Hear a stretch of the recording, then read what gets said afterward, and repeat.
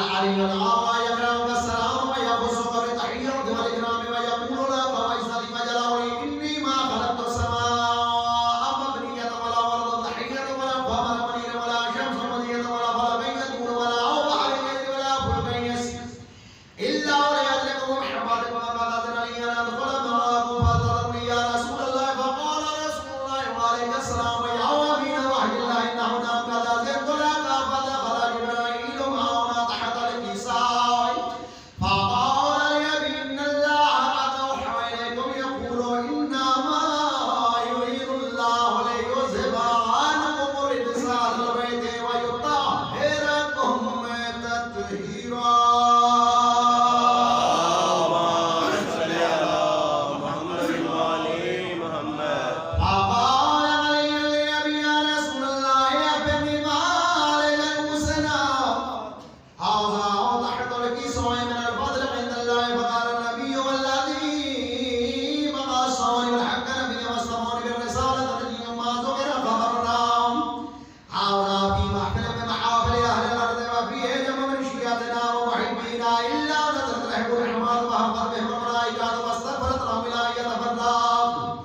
فقال علي ذم الله خذنا وفاض شيعتنا ورب الكعبات فقال النبي ثانيا يا علي والذي مع صانع الحق نبي مصطفى بالرسالة نجي ما ذكرنا خبرنا حاضر في محفل من محافل أهل الأرض وفيه جمع شيعتنا ومحبين وفيه مهموم لله وفرج الله همه آمين.